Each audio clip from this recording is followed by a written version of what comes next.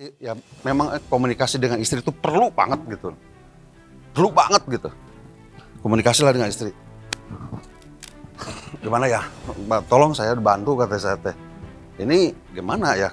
Kewajiban kita ke supplier mah tetap harus gitu kan. Terus meningkat komitmen kita gitu kan. Sementara kita tagihan di luar gak bisa macet gitu. Kita maksa-maksa gak bisa kan. Memang situasi dan kondisi seperti itu gitu. Dan memang jangan salah,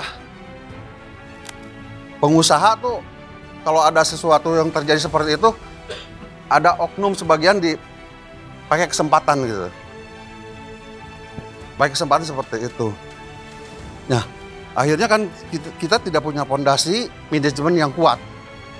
Akhirnya ya terjadilah seperti itu. Ambillah putusan mengambil BTC. Makanya penting banget kita udah benar gitu lah. Udah bener ngambil putusan ngambil BTC waktu itu. Baru pertemuan 1 kali, 2 kali. Apa yang terjadi? Semuanya. Posisi di toko, posisi di gudang gitu kan. Dirompak semuanya, Pak. Begitu orang datang, konsumen saya datang, kok Pak Mir ada perbedaannya? Perbedaan apanya, Pak? Saya bilang gitu. Kok kayaknya seperti wajah baru, enggak Pak, seperti ini aja biasa. Nah ini bener katanya gitu. Nah ini bener katanya. Nyaman kita datang ke sini katanya gitu.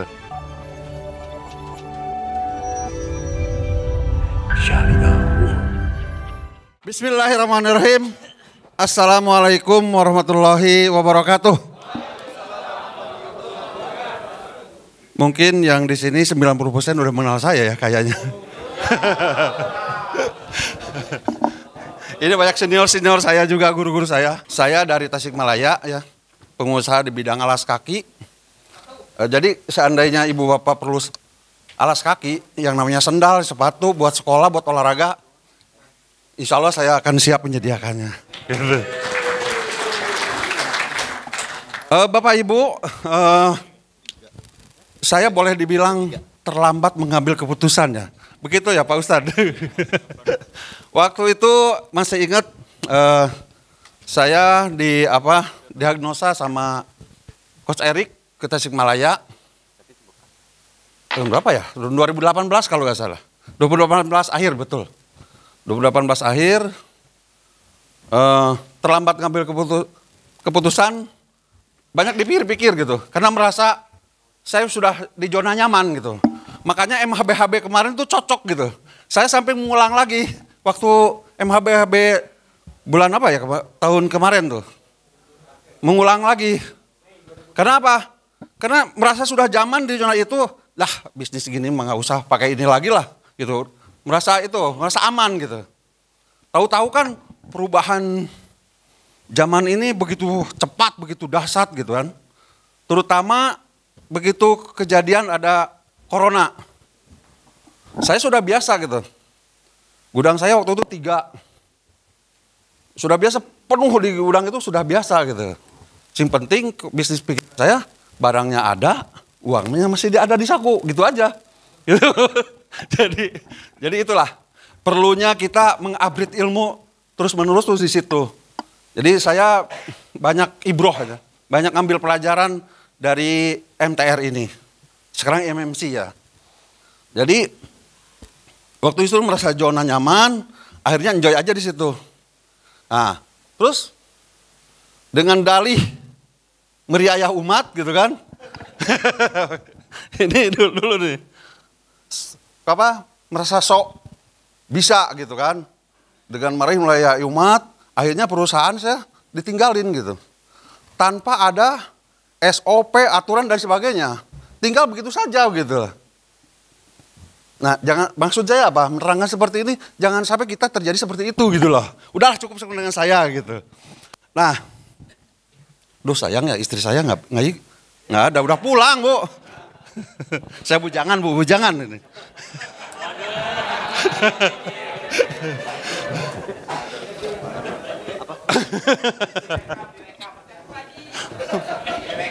Jangan sampai lapor ke pusat Pak. Kasihan saya nanti.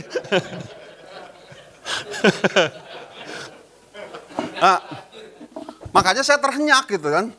waktu tam yang kedua, yang pertama elemen, saya merasa itu udah ini. Elemen apa ya yang pertama itu? Yang elemen ya. Terus yang kedua ikut tam. Merasa digebuk Pak, bener. Saya waktu itu merasa digebuk. Ini pola pikir saya, otak saya, pemikiran saya tuh, oh iya ya, waktu saya begitu terbuang begitu saja gitu. Kita bukan di bidangnya, gitu kan? Bukan di bidangnya. Kita seolah-olah dengan meriah umat itu tadi, akhirnya perusahaan terbengkalai gitu kan. Akhirnya terjadilah waktu itu corona. Saya merasa dep Pak waktu itu. Pernah diundang sama Pak Ustadz datang ke sini rombongan dari Tasik gitu kan. Termasuk saya di situ ada di dalamnya. Waktu itu yang penting ada buku 27 jurus ya. Saya duduk di sebelah sana kalau nggak salah. Persis gitu. Saya nunduk aja terus Pak. Gak bisa apa-apa. Memang yang terjadi sama saya, sama perusahaan saya, dep seperti ini. Nah ceritanya pulanglah ke Tasik ya kan. Udah mengikuti itu pulang ke Tasik. Berjalan. Saya mikir waktu itu. Waktu itu kenapa ya saya nggak ngambil ini. Baru terasa sekarang gitu kan. Barang di gudang numpuk. Uang tagihan yang ada di luar gak bisa ditagih. Yang di Lampung, yang di Palembang, yang di Bukit Tinggi gitu kan. Ngalib-lib aja. Ya udah. Untung saya sudah belajar ULC gitu kan. Kodo dan kodar di situ kan ada gitu ya. Gitu kan. Ya. Nah, terjadilah seperti itu. Akhirnya saya komunikasi dengan Pak Ustadz waktu saya telepon. Sambil nangis saya waktu itu. Nangis. Ke Pak Ustadz. Pak Amir, timnya bagaimana? Kata Pak Ustadz. Boboro tim kata saya kerja sendiri. Turun barang dari pusok gini sendiri Pak. Ngeluarin surat jalan sendiri gitu kan, gitu. Ngecek uang segala sendiri, merasa sudah benar gitu kan. Ya yang dimakan toko tadi gitu kan. Nah, akhirnya saya ambillah keputusan ngobrol komunikasi. Ya memang komunikasi dengan istri itu perlu banget gitu, Komunikasilah dengan istri. Gimana ya? Tolong saya bantu kata saya teh. Ini gimana ya kewajiban kita ke supplier mah tetap harus gitu kan, harus meninggal komitmen kita gitu kan. Sementara kita tagihan di luar gak bisa macet gitu. Kita maksa-maksa gak bisa kan. Memang situasi dan kondisi seperti itu gitu. Dan memang jangan salah. Pengusaha tuh kalau ada sesuatu yang terjadi seperti itu, ada oknum sebagian pakai kesempatan gitu. Pakai kesempatan seperti itu. Nah, akhirnya kan kita tidak punya fondasi manajemen yang kuat. Akhirnya ya terjadilah seperti itu. Ambillah keputusan mengambil BTC. Makanya penting banget kita udah benar gitu lah. Udah benar ngambil keputusan ngambil BTC waktu itu. Waktu itu saya ingat sama Pak Sumarta tuh. Pak ngapain datang ke sini? Saya bilang gitu kan waktu itu ya Pak. Pak Amir ambil BTC. Belum Pak, saya bilang gitu. Nah, ceritanya ambillah keputusan BTC seperti itu. Kunjungan ke satu, Dokter Is ke sana. Saya malunya sampai saat ini Pak. Dokter Is gini nih. Apa itu katanya gitu. Dokter Is memang saya salutnya bertangan dingin beliau gitu kan. Tidak langsung melihat kantor saya, melihat toko saya gitu kan. Seperti itu. Nah akhirnya baru pertemuan 1 kali, 2 kali. Apa yang terjadi? Rombak semuanya. Posisi di toko, posisi di gudang gitu kan. Dirompak semuanya Pak. Begitu orang datang, konsumen saya datang, kok Pak Amir ada perbedaannya? Perbedaan apanya Pak? Saya bilang gitu. Kok kayaknya seperti wajah baru? Enggak Pak, seperti ini aja biasa. Nah ini bener katanya gitu. Nah ini bener katanya. Nyaman kita datang ke sini katanya gitu. Ceritanya Pak. Pertemuan ke-1, ke-2, ke-3, yang ke-4. Tuh baru ketemu itunya gitu kan. anak-anak tim saya panggil semua, dipanggil semua gitu kan, dimotivasi gitu kan. Kuncinya tetap berasal dari mana, mau apa dan mau kemana gitu kan. Kuncinya tetap itu Pak, sama gitu. Nah, saya terus karyawan dimotivasi semua, dibawa boro-boro dulu ada meeting-meeting Pak. Berjalan begitu aja gitu loh. Alhamdulillah sekarang sudah ada petua-petua dari coach. Akhirnya saya laksanakan, gitu kan, laksanakan.